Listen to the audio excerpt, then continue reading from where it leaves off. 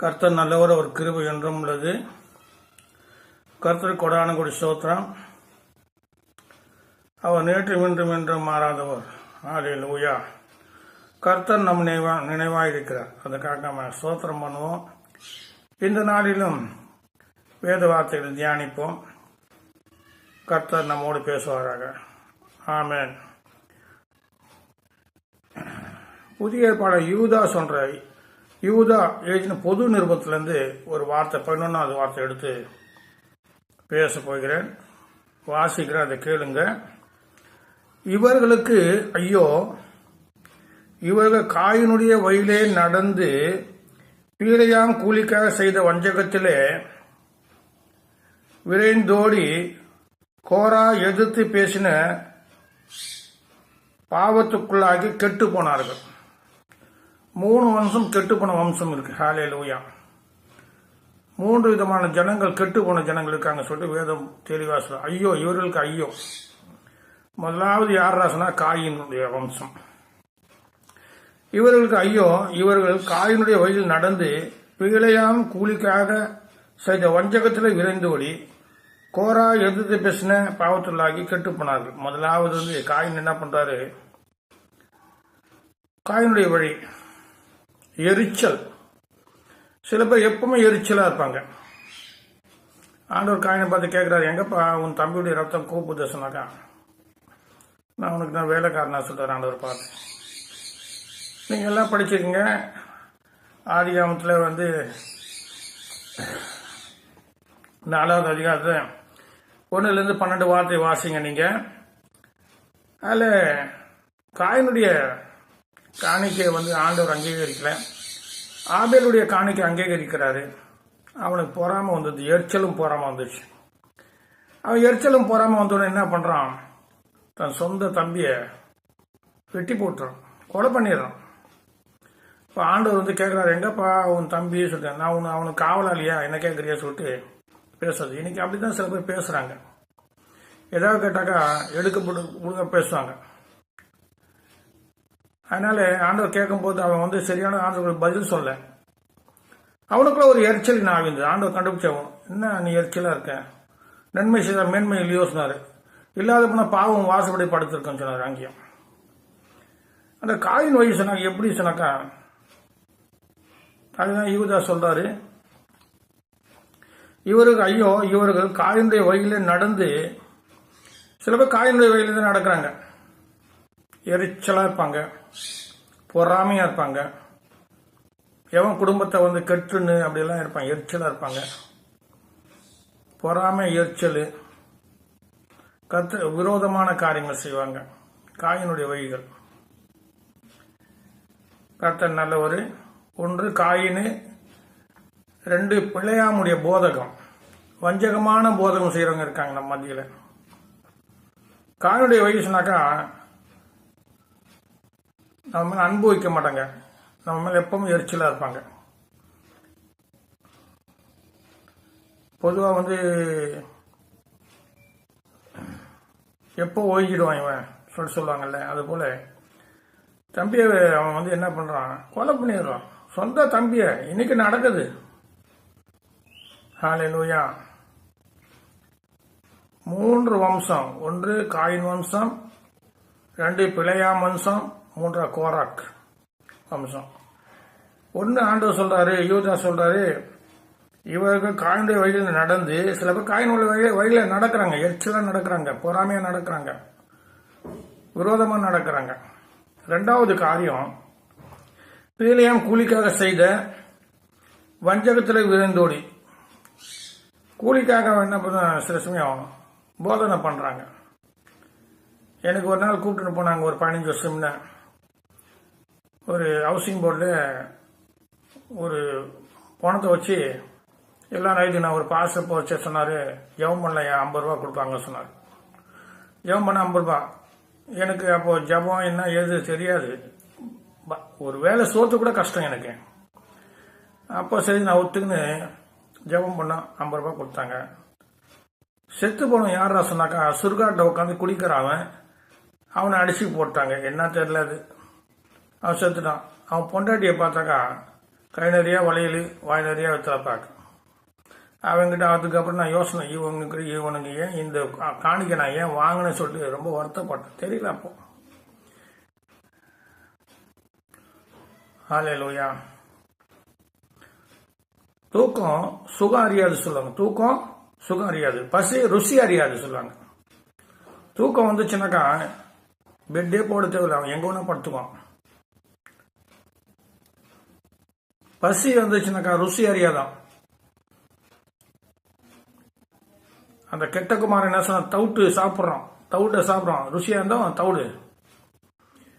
அது போல சில சமயம் நம்ம கூட மாட்டிக்கிறோம், சில இடத்துல நிர்பந்தமான சூழ்நிலை மாட்டிக்கிறோம். அப்புறம் யோசனை பண்ண, இந்த 50 ரூபாய் வாங்கணுமா இப்போ நான் யோசனை பண்ண, அது இப்போ தெரியல. அவர் பாச வாங்கிக்கங்க, ஜெபம் பண்ணுங்க சார். இப்பெல்லாம் அது போல பண்றது இல்லை. கர்த்தர் நல்லவர். ஹல்லேலூயா. காயினுடைய வழி கர்த்தருக்கு விரோதமான வழி. பீலேயாமுடைய வழியும் கர்த்தருக்கு விரோதமான வழி. கோராக்குடைய வழியும் கர்த்தருக்கு விரோதமான வழிகள். கர்த்தருடைய பிள்ளைங்களுக்கு விரோதமான வழி. ஹல்லேலூயா. ஆதியாகமம் 4வது அதிகாரத்தில் 8வது வார்த்தை பார்ப்போம். ஆதியாகமம் 4வது அதிகாரம் 4வது அதிகாரத்தில் 8வது வார்த்தை முக்கியப்படுத்தி பேசுகிறேன். காயின் தன் சகோதரனாகிய ஆபேலோடு பேசினான். அவர்கள் வயல்வெளியில் இருக்கும் சமயத்தில் காயின் தன் சகோதரனை ஆபேலுக்கு விரோதமாக எழுப்பி அவனை கொலை செய்தான். ஹல்லேலூயா. அங்க என்ன சொல்லப்பட்டிருக்குனாக்கா, ஆபேலுக்கு விரோதமாக எழுப்பி அவனை கொலை செய்தான். இப்ப நமக்கு எத்தனோ விரோதிங்க இருக்காங்க. சாலமோனு கூட தேவன் ஒரு விரோதியை உண்டாக்குனார், யெரொபெயாம் சொல்லிட்டு. ரெகோபியாம் அவன் சாலமுடைய தம்பி, ரெகோபியாம் அவன் ஃப்ரெண்டு, அவனுக்கு கொடுக்குறாரு. ரெகோபியாம் இன்னொருத்தர் சாலமனுக்கு விரோதியை உண்டாக்குறாரு. ஏன்னா அவன் கீழ்படியாதனால தேவன் யாரையும் பச்சை பார்க்காத, பரிதானம் வாங்காதவர். அவர்கிட்ட லஞ்சம் கொடுத்து ஒன்றும் செய்ய முடியாது. நீ கீழ்படிஞ்சா உனக்கு கர்த்த ஒத்தாசையா இருக்கும். கீழ்படியில சொன்னாக்கா அவர் மாறிடுவார்.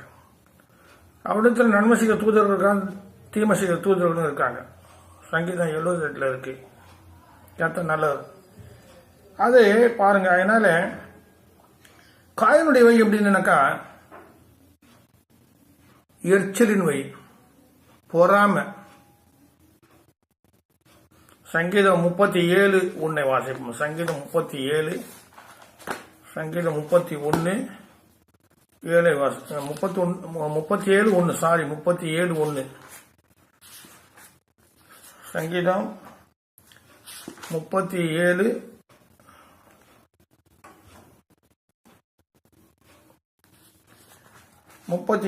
நான் வாசிக்கிறேன். பொல்லாதவர்களை குறித்து எரிச்சல் அடையாத. காயின் என்ன பொல்லாதவனா? பொல்லாதவன் யாரு? காயின் தான் பொல்லாதவன் ஆயிட்டான். அந்த எரிச்சல் வரும்போது அவன் பொல்லாதவன் ஆயிடுறான். பாருங்க, இங்க பொல்லாதவர்களை குறித்து எரிச்சல் அடையாது, நியாயக்கேடு செய்வர்களுமே பொறாமை கொள்ளாது. இங்க மாற்றி சொல்லப்பட்டிருக்கு. இங்க வசனத்தை பொல்லாதவர்களை குறித்து எரிச்சல் அடையாது. அப்ப எரிச்சல் அடைந்தது யாரு? காயின்.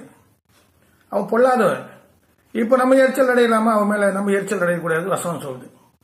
ரெண்டாவது, நியாயக்கேடு செய்வர்கள் மேல் பொறாமை கொள்ளாது. காயின் என்ன செய்ய? நியாயக்கேடு செய்தான். அப்போ அவன் மேல நம்ம பொறாமைப்பட முடியுமா? ரெண்டு காரியம் பாருங்க, வித்தியாசம் எதிரடியா இருக்கு. பிரசங்க 7:14 சொல்ற, ஒன்றுக்கொன்று எதிரடியாக உண்டாக்கியிருக்கார் கர்த்தர். ஒன்றுக்கொன்று எதிரடியாக உண்டாக்கிறார். நானும் நிறைய மெசேஜை கேட்கிறேன், நிறைய வேதம் வாசிக்கிறேன், தியானிக்கிறேன், ஜெபம் பண்றேன். இப்ப யூடியூப்ல பாக்குறேன், எல்லாத்தையும் பார்க்கறேன். இது முக்கியமான வசனம், கிறிஸ்தவர்கள் பார்க்க வேண்டியது, படிக்க வேண்டியது. அப்படி போடுறேன். அப்படி போடக்கூடாது. வசனத்தை போடு. வசனத்தை காத்திலும் பெரிய அதிசயம் ஒன்றும் கிடையாது. அதனால வசனம் தான், வசனத்துல எல்லாமே இருக்கு. எல்லா காரியம் வசனம் சொல்லப்பட்டிருக்கு. எதுனா புதுசா வரட்டும், அதை பத்தி நமக்கு வித்தியாசம் நமக்கு தேவையில்லாதது. வசனத்துல வெளிப்பாடு வரைக்கும் பாருங்க, எல்லாம் புதிய காரியங்கள்லாம் இருக்கு. புதிய காரியம் கர்த்தர் செய்வாரு.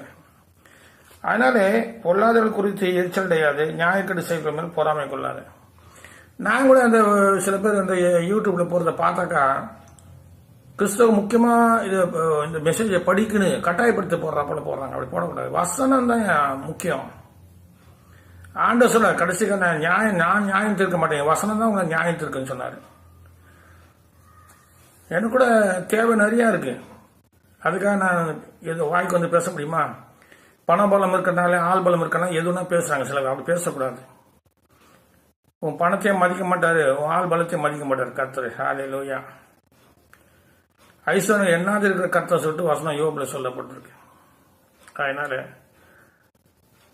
தேவன் விரும்புகிற விதமா நானும் பேசணும், நீங்களும் பேசணும். கடைசி காலம். ஆனா பாருங்க 2 தீமோத்தேயு 3 சொல்றது நிறைய காரியம் சொல்ல. பரிகாசக்காரங்க தோன்றுவாங்க, எல்லாம் விதவிதமான ஆட்கள் தோன்றுவாங்க. கொஞ்சம் பார்க்கலாம். அது தீமோத்தேயு 2வது அதிகாரம்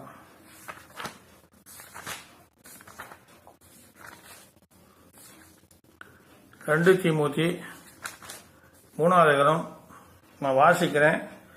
4-5 வசனம்.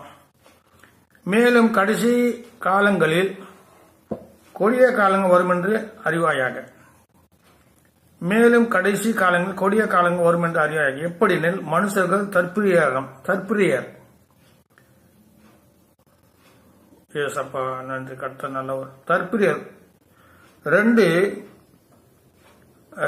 மனச பணப்பிரியராயும் பணப்பிரியர்கள் பணத்து மேலேயே கண்ணாங்க. தற்பிரியர் தனக்கு தாங்க புகழ்ந்துனே இருக்கும். என்ன கூட ஒரு ஊழியக்காரர் 500 ரூபாய் காணிக்க அனுப்புவார். அவர் அடிக்கடிக்கு ஃபோன் பேசுவார். அப்புறம் ஒருத்தர் சொன்னார், இவர் 500 ரூபாய் காணிக்கை கொடுத்து நம்ம தூங்க விட மாட்டோம், அடிக்கடி ஃபோன் பண்ணி பேசினே இருப்பேன். அதனால நான் காணிக்க வாங்கறதில்லை. தற்பிரியமா பேசுறது. தன்னை பத்தி என்ன சொல்றீங்க, நீங்க என்னை பத்தி என்ன சொல்றீங்கன்னு சொல்லிட்டு.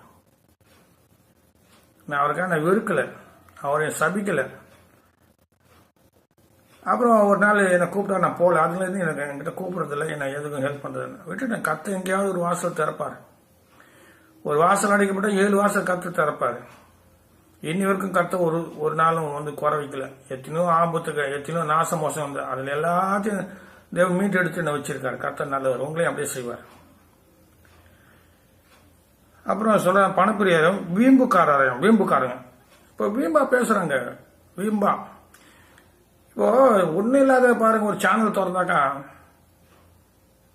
எத்தனையோ பேர் பாக்குறாங்க தேவையில்லாத காரியங்கள். ஆனா வசனத்தை பார்க்கறதுக்கு வர்றதில்லை. சப்ஸ்கிரைப் பண்றது ரொம்ப கஷ்டமா இருக்கு. உலக காரியம் பாருங்க, ஒரு 5 மணி நேரம் 8 மணி நேரத்துல 500-1000 பேர் பார்த்துடுறாங்க. நம்ம ஒரு மாசத்துக்கு என்ன ஒரு 100-150 பேர் பார்க்கறது ரொம்ப கஷ்டமா இருக்கு. ஏன்? உலகத்துல ஒன்றும் அதிசயம் இல்லை, அற்புதம் இல்லை. கர்த்தர் அதிசயமான அற்புதமானவர், அவர் செய்வாரு. சொல்லுவாங்க உலகத்துல அது நடக்கும்போது நானா கர்த்தரை மாற்றிடுவாரு. நீங்க கர்த்தரை நம்பும் போதும் காரியம் மாறும். ஹல்லேலூயா. ஜெபம் பண்ணும் போது கர்த்தர் நல்லவர். விம்புக அகந்த உள்ளவர்களாகும். ஹல்லேலூயா. நான் கூட நாவை அடக்கி பேசுனேன். ஏன்னாக்கா எது என்னை குறித்து குறைகள் என்ன இருக்குது கண்டுபிடிக்கிறதுக்கு அனைவர் வருவாங்க. ஏசுசாமி கிட்ட என்ன குறை இருக்குது ஒரு வாயில வந்து பாவம் கண்டுபிடிக்க அவரு சோதிட்டாங்க சொல்லிட்டு வசனம் சொல்லிட்டு. அதனால ஏதாவது தப்பிதங்கள் இருந்தாக்கா என்ன மன்னிங்க, கர்த்தர் உங்களை ஆசிரிப்பாரு. வீம்புக்காரையும் அகந்த உள்ளவர்களாயும் தூசிக்கிறவர்களாயும் எத்தனை காரியம் பாருங்க. தூசிக்கிறவர்களாகவும் தாய் தகப்பனுக்கு கீழ்ப்படியாதவர்களாயும் நன்றி அறியாதவர்கள். அது முக்கியமான சப்ஜெக்ட். நீங்க வீட்டில் வாசிங்க. பரிசுத்தம் இல்லாதவங்களையும் சுபாவ அன்பில்லாதவர்களும் பாருங்க. சுபாவ அன்பில்லாதவர்களும் இணங்காதவர்கள். கர்த்தரோட பிள்ளைங்களோட இணங்க மாட்டாங்க சில பேர். ஆண்டவர் எதை பிரிச்சாரு? ஆதிகாமம் 1 பாருங்க, இருள இருந்து வெளிச்சத்தை பிரிச்சாரு. இப்படிதான் தேவையில்லை வேற காரியங்கள் பிரிச்சாரு. மனுஷனை பிரிச்சாரா? மனுஷன் பிரிக்கல. மனுஷனை பிரிச்சிடுறான் இன்னைக்கு. தேவன் அது பிரிக்கல. வானம் பூமி பிரிய கடவுள் சொன்னாரு, இருள இருந்து வெளிச்சம் பிரிய கடவுள் சொன்னார். ஆனாக்கா தேவன் சேர்த்து வச்ச மனிதன் பிரிக்க கூடாது சொல்லு. தேவன் மனுஷனை பிரிக்கிறான், வகை வகையா பிரிக்கிறான். பணக்காரன், ஏழை, படிச்சவன், படிக்காதவன், ஜாதி மதம் சொல்லிட்டு பிரிக்க கூடாது. கர்த்தர் நல்லவர். சுபாவான்பில்லாத இணங்காதவர்களுமாய் அவதூறு செய்வர்களாம். இத்தனை காரம் செய்துன்னு தான் இருக்காங்க. அவங்களுக்கு நன்றி அறியாதவருக்கு நன்மை செய்கிற தேவன் தானே அவர் செய்யறாரு.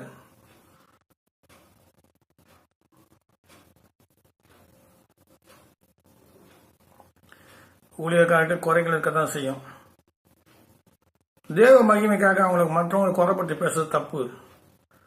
தேவன் அவங்கள பார்த்துக்குவார். தேவன் அவங்களுக்கு நியாயம் தருப்பாரு. நம்ம மனுஷன் இன்னைக்கு இருப்போம், நாளைக்கு செத்துருவோம். நமக்கு நியாயம் செய்யறதுக்கு நமக்கு அதிகாரம் கொடுக்கல. கர்த்தர் நல்லவர். அவதூறு செய்வர்களுமாய், இச்சை அடைக்காமல் இல்லாதவங்களுமாய், கொடுமை உலகமாய், நல்லோரை பகைக்கலாம். இப்போ இந்த காலம் எப்படி நல்லோரை பகைப்பாங்க. நல்லோரை பகை எத்தனை காரியம் பாருங்க. துரோகிகளாயும், துணிக்கரம் உள்ளவர்களாயும், இருமாப்பு உள்ளவர்களாயும், தேவ பிரியமாக சுபாவ பிரியராயும், தேவ பக்தியின் வேஷத்தை தரித்துக் கொண்டு அந்த பலரை மருந்துகளாயும் இருப்பார்கள். இப்படிப்பட்டவர்களை விட்டு நீ விலகு. ஆண்டவர் சொல்றாரு, விலகு சொல்றாரு. பவுல் சொல்றாரு, நீங்க துர்மார்க்க விட்டு பிரிந்திருங்கள் சொன்னாக்கா பூமியில இடம் இல்லை. அதனால துர்மார்க்கோட களவாதிரங்கள் சாரி துர்மார்க்கோட களவாதிரங்கள் சொன்னா பூமியில உங்களுக்கு இடம் இல்லை. ஆமா, பூமியில துர்மார்க்கோட தான் நம்மளும் இருக்கோம், பாவிகளோட தான் நம்மளும் இருக்கோம், பரிசுத்தவான்கள் எல்லாம் கலந்துதான் இருக்காங்க பூமியில. அதான் பிரதான யோசனை சொல்றாரு, நீங்கள் துர்மார்க்கோடு களவாதிருங்கள் என்றால் பூமியில இடம் இல்லை. அதனால நீங்கள் அவங்க விட்டு பிரிந்திருங்கள் சொல்றாரு. அப்ப துர்மார்க்க விட்டு நம்ம பிரிந்திருக்கணும். 1ஆம் சங்கீதம் அதான் சொல்லுது, பாய்வையின் இல்லாதும் பரிகாசம் இடாதும், அப்புறம் அதுபோல 3 காரியம் சொல்லப்பட்டிருக்கு. நம்ம பிரிந்து போயிடணும், அதான் நல்லது. அதனால அடுத்த காரியம் பார்ப்போம். காயின் வழி கர்த்தருக்கு விரோதமாக எரிச்சல் நோய்கள். காயின் தன் சகோதரன் ஆபேலுக்கு விரோதமாக எழும்பி அவனை கொலை செய்தான். ஹல்லேலூயா. ஆதியாகமம் 4:11. ஆதியாகமம் 4:11.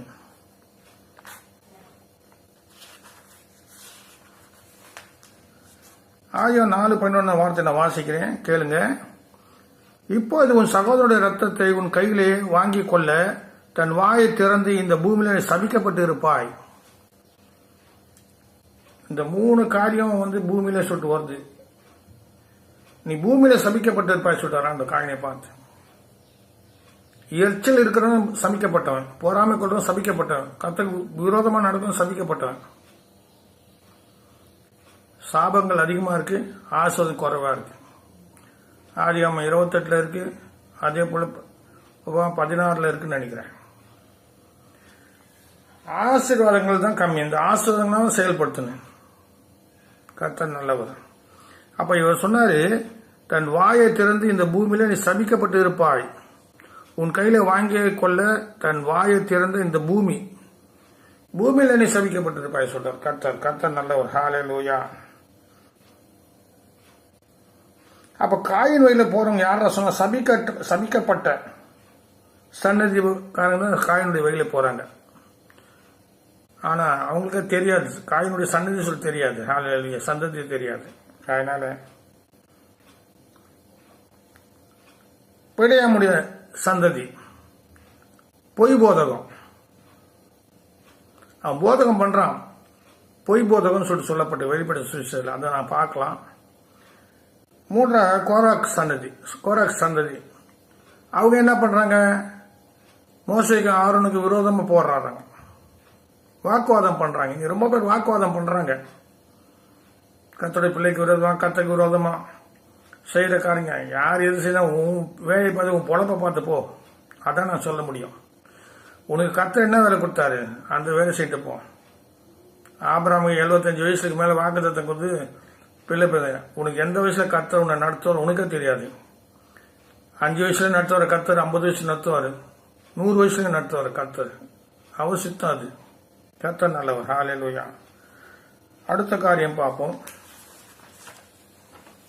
பீழையா 2 பேதுரு 324.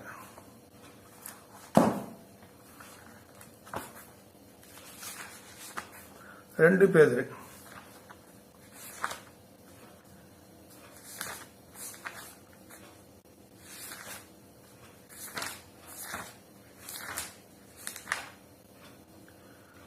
ரெண்டு பேதுல 2வது அதிகாரத்துல 13 2 பேதுரு 2வது 12 16 வரைக்கும் நான் 2 13 18 வரைக்கும் நான் வாசிக்கிறேன், நீங்க கேளுங்க. இவர்கள் ஒரு நாள் வாழ்வை இன்பம் என்று எண்ணி கரைகளும் இச்செயல்களுமாயிருந்து உங்களோடு விருந்து உண்கையில் தங்கள் வஞ்சனைகளால் உல்லாசமாக வாழ்கிறார்கள். இவர்கள் ஒரு நாள் வாழ்வை இன்பம் என்று எண்ணி கரைகளும் இச்சைகளுமாயிருந்து உங்களோட விருந்து உண்கையில் தங்கள் வஞ்சனைகளில் உல்லாசமாக வாழ்கிறார்கள். விபசார மயக்கத்தால் நிறைந்தவர்களும் பாவத்தொட்டு ஒழியாதவுடையவர்களாக இருக்கிறார்கள். பாவத்தை விட்டு ஒழியாதவர்களுமாய் இருக்கிற கண்கள் உடையவர்களும் உறுதியில்லாத ஆத்மாக்களை தந்திரமாக பிடித்து பொருளாசைகள் பழகின இறுதியுடைய சாபத்தின் பிள்ளைகள், பொருளாசையுடைய சாபத்தின் பிள்ளைகள். அடுத்தது 15 செம்மையான வழியை விட்டு தப்பி நடந்து பெயோசவ குமாராகிய பிழையாம் வழியிலே பின்பற்றி போகிறவர்கள். அவன் அநீதிய கூலியை விரும்பி தன்னுடைய அக்கத்தின் நிமித்தம் கடிந்து கொள்ளப்பட்டான். பேசாத மிருகம் மனுஷர் பாஷை பேசி தீர்க்கதரிசியுடைய மதிக்கேட்டை தடுத்தது. இவர்கள் தண்ணீர் இல்லாத கிணறுகளும் சுயல் காற்றை அடியுண்டு ஓடுகிற மேகலமாய் இருக்கிறார்கள். என்றென்றும் உள்ள காரிலே இவர்களுக்கு வைக்கப்பட்டிருக்கிறது. வஞ்சகமாய் நடக்கிறவர்களிடத்தில் அரிதாய் தப்பினவர்களிடத்தில் இவர்கள் அகந்தியாய் வீண் வார்த்தைகளை பேசி மாமிச இச்சையினாலும் காம விகாரமும் அவர்களை தந்திரமாய் பிடிக்கிறார்கள். தங்களே கேட்டுக்கு அடிமையாக இருந்தும் அவர்கள் சுயாதீனத்தை வாக்குத்தத்தம் பண்ணுகிறார்கள். எதனால ஒருவன் ஜெயிக்கப்பட்டிருக்கானோ அதுக்கு அவன் அடிமையா இருக்கிறான். இப்போ தந்திரமாய் பிடிக்கிறார்கள் சொல்ல பாருங்க. பேசாத மிருகம் பேசி பீலியாமுக்கு தப்பு பண்ண அந்த கழுதை தேவன் பேச வைத்தாரு. பீலியாமுடைய கண்கள் திறந்தாரு. அவன் என்ன பண்றான்னு சொன்னாக்கா, அவன் போதகம் தப்பான போதகம். நீங்க வாசிங்க, சுருக்கமா சொல்றேன். வெளிப்படுத்த சுவிசேஷத்துல பார்ப்போம்.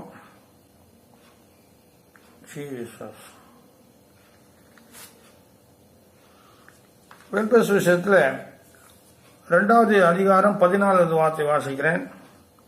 ஆகிலும் சில காரியங்களை குறித்து உன் பேரில் எனக்கு குறை உண்டு. விக்கிரக படைத்தவர்களை புசிப்பதற்கு வேசிதம் பண்ணுவதற்கும் ஏதுவான இரடலை இஸ்ரவேல் புத்திரர்கள் முன்பாக போடும்படி பாலாக் என்பவனுக்கு போதனை செய்த பிழையாமுடைய போதகத்தை கையில் கூறவர்கள் உன்னெடுத்து உண்டு. பிழையாமுடைய போதகம் இப்படி செய்தா அவன் காணாம போயிடுவாங்க, அப்படி செய்தா இப்படி காணாம போயிடுவான். இப்போ அவன் என்ன பரிசுத்தமான ஜனி, பூமி கொள்ளாது சொல்றாங்க அந்த இடத்துல சொல்லப்படும் எண்காமத்துல. ஆனா தேவன் நான் சொல்றேன். ஆனா இவன் என்ன தேவனுக்கு மிஞ்சி போயிடான். தேவன் மனுஷனுக்கு பிரியப்படுத்துறான். ஒரு இடத்துல இருக்கு, சில பேர் அதிகாரிகள் தன் ராஜாக்களை பிரியப்படுத்துவாங்களா. அப்படி பிரியப்படுத்த மனுஷனை பிரியப்படுத்தக்கூடாது. ஹல்லேலூயா. அது நமக்கு தான் ஆபத்து உண்டாகும். கர்த்தர் நல்லவர். அப்ப என்ன சொல்லப்பட்டிருக்குனாக்கா, ஆகிலும் சில காரியம் குறித்து உன் பேரு எனக்கு குறை உண்டு. விக்கிரங்க படைத்தப்பட்டவர்களை புசிப்பதற்கும். அப்ப என்ன பண்ண, விக்கிரங்க படைக்கப்பட்ட புசிக்க கற்றுக் கொடுத்தான் பிழையாம் போதகம். சாப்பிடலாம் பாதுனா ஒண்ணும் இல்லப்பா, குடிக்கலாம்பா, அதெல்லாம் ஒன்றும் கிடையாதுப்பா. சர்ச்சில் போனால் பசு தான் ஆயிடும், ஜெபம் பண்ண பசு. அப்படி கிடையாது. சில காரியங்கள் தொடக்கூடாது. தேவன் விளக்கிடுச்சுன்னா விளக்குன்னு. ஹல்லேலூயா. கர்த்தர் நல்லவர். அப்போ வேசிதம் பண்ணதுக்கும் ஏதோ இடரல் வைக்கிறாங்க. புசிப்பதற்கும் வேசிதம் பண்ணதுக்கும் இடரல் வைக்கிறாங்க. பாலாக் என்பவனுக்கு போதனை செய்த பிழையாமுடைய போதகத்தை கைக்குழுவரும் உன்னெடுத்து உண்டு. அப்படியே நிக்கோலஸ் மதத்தியுடைய போதகத்தையும் கைக்குழுவரும் உன்னெடுத்து உண்டு. அதை நான் வெறுக்கிறேன். சில போதகங்களை கர்த்தர் வெறுக்கிறார். கர்த்தர் நல்லவர். ஹல்லேலூயா. அதனால எண்காமத்துல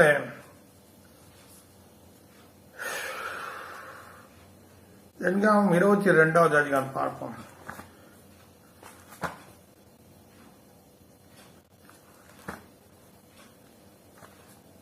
எண்காமம் 21வது அதிகாரம், 22வது அதிகாரம், 22, 32, 22ல இருந்து 32 வரைக்கும் நான் வாசிக்கிறேன். கேளுங்க. கர்த்தருடைய தூதனான உருவிய பட்டத்தை தம்முடைய கையில பிடித்துக் கொண்டு வயல நிற்கிறதை கைதை கண்டு வழிவிட்டு வயலே விலகி போயிட்டு கைதை வயலே திரும்ப பிழையாம அதை அடித்தான். கர்த்தருடைய தூதனான இருபுறம் சுவர் வைத்திருந்த திராட்சை தோட்டங்களின் பாதையிலே போய் நின்றான். கைதை கர்த்தருடைய தூதனை கண்டு சுவர் ஓரமாய் ஒதுங்கி பிழையாமின் காலே சுவரோடு நெருக்கிறது. திரும்பவும் அதை அடித்தான். இரண்டாவது அடித்தான். அப்போது கர்த்தருடைய தூதன் அப்புறம் போய் வலது பக்கம் இடது பக்கமாக வெயில்லாத இடுக்கமான இடத்தில் நின்றான். ஆகையால் கர்த்தருடைய தூதனை கண்டு பிழையாமின் கீழ் படுத்துக் கொண்டது. பிழையாம் கோபம் உண்டானாகி கவிதையை தடியினால் அடித்தான். உடனே கர்த்தர் கவிதையின் வாயை திறந்தார். அது பிழையாமை பார்த்து, நீ என்னை இப்போது 3 தரம் அடிக்கும்படி நான் என்ன உனக்கு செய்தேன் என்றது. கவிதை பேசுது. கடைசி காலம் எல்லாம் பேசும். சில நியூஸ்ல பார்த்துருக்கேன், பிறக்கிற குழந்தை பேசுது சொல்றாங்க.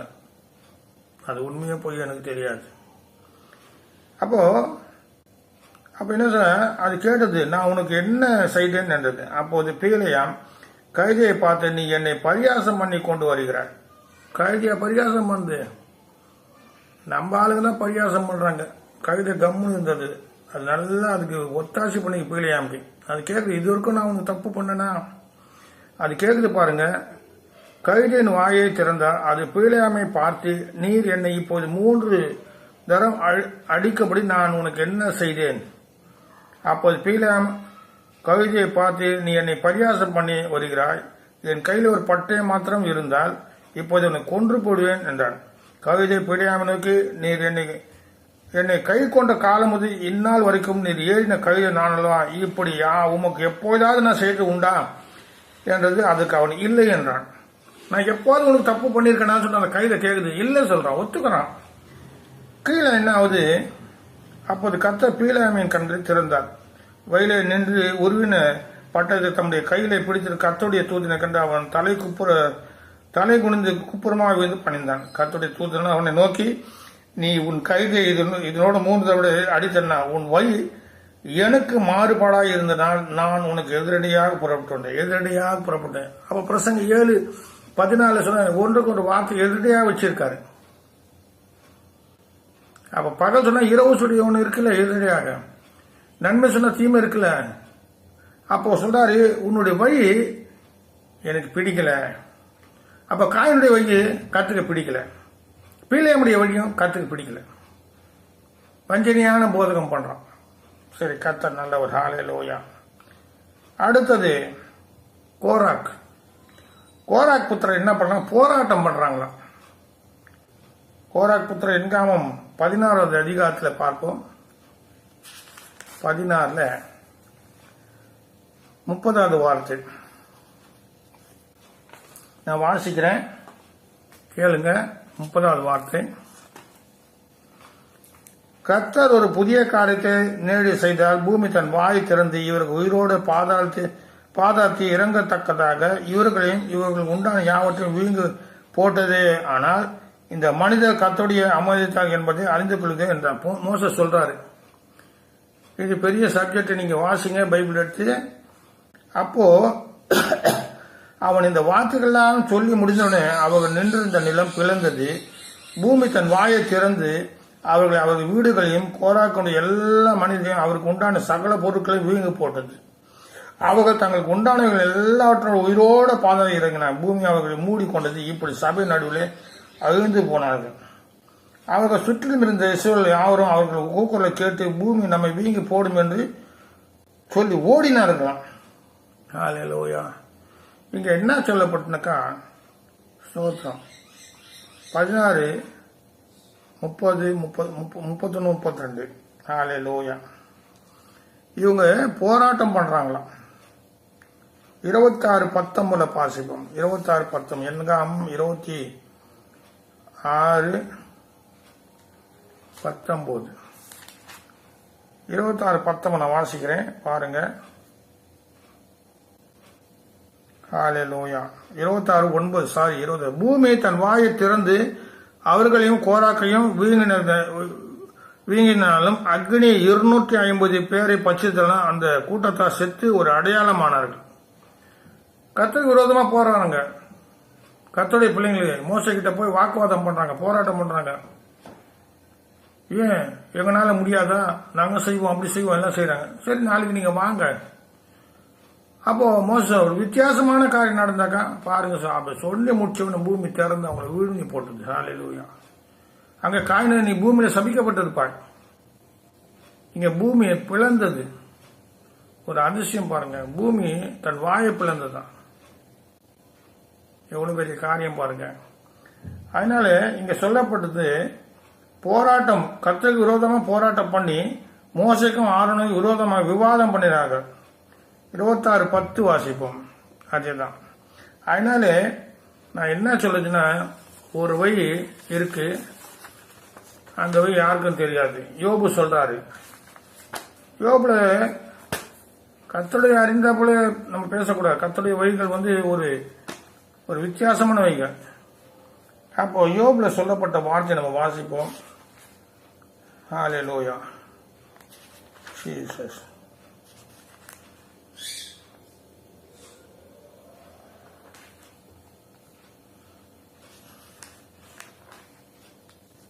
ஹalleluya சோதரம். கர்த்தர் நல்லவர். ஹalleluya. ஏற்கனவே நான் சொல்லியிருக்கேன், நான் கர்த்தர் நல்லவர். பாருங்க, இப்போதும் நீ மிருகங்களை கேட்டுப்பார், அவைகள் உனக்கு போதிக்கும். பிழையாம் போதகம் சரியில்லை, காயினுடைய போதகமும் சரியில்லை, கோராக்குடைய போதகமும் சரியில்லை. ஹalleluya. கர்த்தருடைய போதகம் எப்படி பாருங்க, இங்க சொல்லப்பட்டிருக்கு யோபு 12:7. இப்போது நீ மிருகங்களை கேட்டுப்பார், அவைகள் உனக்கு போதிக்கும். ஆகாயத்து பறவைகளை கேள், அவைகள் உனக்கு அறிவிக்குமா. மிருகங்கள் போதிக்குமா. நான் என்ன சொல்றேன், கிரிக்கினாலதான் விசுவாசம், கிரிகளில் விசுவாசம் சேர்த்தது. சில மிருகங்கள் பாருங்க, அவங்க பேச முடியும், அந்த செய்களை நன்மை செய்துங்க. அதுங்க ஹalleluya. அடுத்தது சொல்றாரு, அல்லது பூமியை விசாரித்து கேள், அது உனக்கு உபதேசிக்குமா. கர்த்தருடைய பாருங்க, ஒண்ணு மிருகங்கள் கேட்டுப்பார், அவைகள் உனக்கு போதிக்கும். கர்த்தருடைய வழியை போதிக்குமா மிருகங்கள். ரெண்டாவது, ஆகாயத்து பறவைகளுக்கு அவைகள் உனக்கு அறிவிக்குமா. கர்த்தரை பத்தி அறிவிக்குமா யாரு, பறவைகள். மூன்றாவது, பூமியை விசாரித்து கேள், அது உனக்கு உபதேசிக்கும். பூமியை கேளு, உபதேசிக்கும் சொல்றாரு. மூன்றாவது காரியம், சமுத்திர மச்சங்களை கேள், அவைகள் உனக்கு விவரிக்குமா. எவ்வளவு ஆச்சரியமான காரியங்கள். அதனால 3 விதமான ஜனங்கள் இருக்காங்க நம் மத்தியில. கோராக் வம்சம், பேலியாம் வம்சம், காயினுடைய வம்சம். அவங்ககிட்ட நம்ம ஜாகிரதையா இருக்கணும். அவங்களுக்கு ஐயோ. யூதா படிங்க, நிறைய காரியங்கள் இருக்கு. அவங்க ஐயோ சொன்னாங்க, அவங்க நரகம். அதனால நரகத்து போடாதபடி இந்த 3 வழியை தவிர்க்கணும். காயின் வழியில போவாதீங்க, பிலியா வழியில போவாதீங்க, கோராக் வழியில போவாதீங்க. கர்த்தருடைய வழிங்க போங்க. கர்த்தர் உங்களை ஆசைப்பா. கர்த்தர் நல்ல ஒரு ஆமென்.